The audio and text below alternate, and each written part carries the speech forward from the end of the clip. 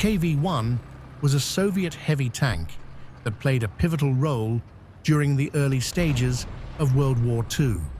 It was part of the Kliment-Voroshilov KV series, named after the Soviet defense minister Kliment Voroshilov, and was one of the heaviest tanks in the Soviet arsenal at the time of its introduction.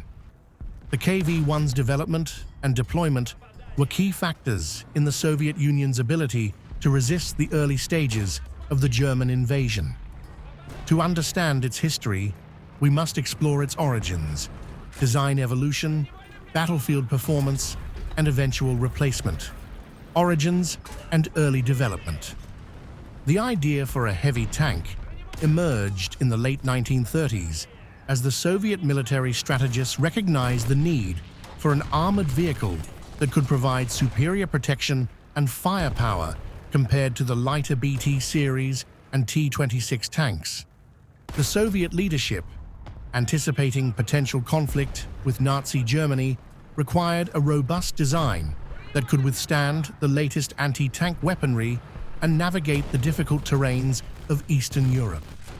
The project began under the auspices of the Leningrad Kirov plant, LKZ, led by designers such as N.L. Dukov and I. Ehrlich.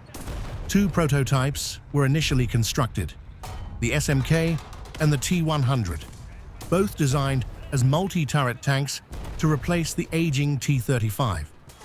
However, during testing, the multi-turret concept was found to be inefficient and cumbersome. Instead, a third prototype, the KV, was developed with a single turret, more straightforward design, and much heavier armor. It featured a 76.2mm F-32 gun, which was effective against most contemporary armored vehicles, and thick, sloped armor, which provided exceptional resistance against German anti-tank guns. This prototype was tested during the Soviet-Finnish War, Winter War, in 1939 to 1940, where it proved nearly invulnerable to Finnish anti-tank weapons. The successful performance of the KV tank convinced Soviet leadership to prioritize its production. Design characteristics. The production model, known as the KV-1, was officially accepted into service in 1940. The initial design featured a welded hull and turret with thick frontal armor ranging from 75mm to 90mm. The KV-1 had a battle weight of 45 tons, powered by a 600 horsepower V2K diesel engine. Its top speed was relatively slow, about 34 km/h, 21 mph on roads, due to its weight, but its ability to traverse rough terrain was impressive. The tank's most notable feature was its heavy armor, which could withstand direct hits from virtually all German anti-tank guns at the time, including the 37mm PaK-36 and early versions of the 50mm PaK-38. The KV-1's formidable protection made it a formidable obstacle for the Wehrmacht during the early stages of Operation Barbarossa in 1941, the German invasion of the Soviet Union. Initial battlefield performance. When the Germans launched Operation Barbarossa in June 1941, the KV-1 became a significant surprise. German forces were accustomed to facing lightly armored Soviet tanks, such as the T-26 and BT-7.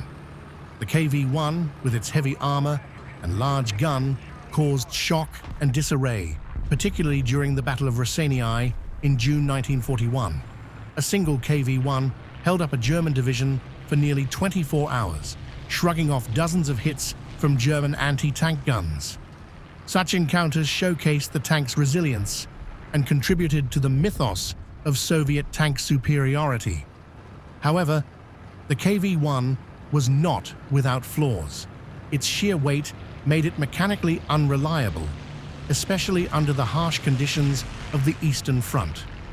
Transmission failures, suspension breakdowns, and difficulties in maneuverability were common. Additionally, the cramped interior made it challenging for the crew to operate efficiently, particularly when loading the large shells of its main gun. Design evolution. KV-1 variants. Several variants of the KV-1 were developed to address these issues. KV-1, model 1941. This variant featured upgraded armor, increasing the total thickness to 90 mm on the turret and 75 mm on the hull, making it even more resistant to enemy fire. KV-1, model 1942, KV-1S. Recognizing the need to improve mobility and mechanical reliability, the Soviets developed the KV-1S, Skorostnoy Speed. This version had thinner armor, a reworked hull design, and a more reliable transmission. It also featured a redesigned turret that was smaller and lighter, improving speed and reducing the overall weight of the tank to 42 tons. KV-85. In response to the emergence of heavily armored German tanks such as the Tiger Y, the KV-85 was developed in 1943. It was armed with an 85mm D5T gun, which provided significantly improved firepower against new German armor. The KV-85 was a transitional model that bridged the gap between the KV-1 and its successor, the IS, Iosif Stalin series. Operational impact and decline. Despite its strengths, the KV-1's battlefield effectiveness began to wane by late 1942. The increasing availability of more powerful German anti-tank weapons, such as the 75mm Paki-40 and the Tiger's 88mm gun, could penetrate its armor. Additionally, the Soviet T-34 medium tank, which was cheaper, faster, and almost as well armed and protected, began to take on a more prominent role in Soviet armored forces. The shift in Soviet tank doctrine emphasized mass production and mobility, which made the heavy, cumbersome KV-1 less desirable. Consequently, production of the KV-1 was gradually reduced in favor of the T-34 and the newly developed IS series heavy tanks, which offered better armor and armament configurations. Legacy and replacement. The KV-1 was phased out of production by late 1943, with a total of approximately 5,000 units built. Its successor, the IS-1, and later the IS-2, provided greater firepower with a 122mm gun and heavier armor, making them more suited to counter the growing German armored threat. In retrospect, the KV-1 played a critical role during the early stages of the war.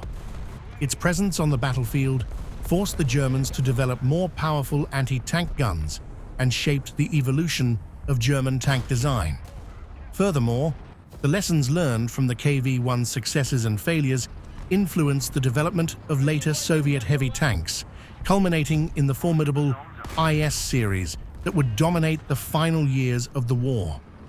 The KV-1's story is one of adaptation and evolution in response to the rapidly changing conditions of World War II. While it was ultimately superseded by more advanced designs, the KV-1 remains a symbol of Soviet resilience and ingenuity during some of the darkest days of the war.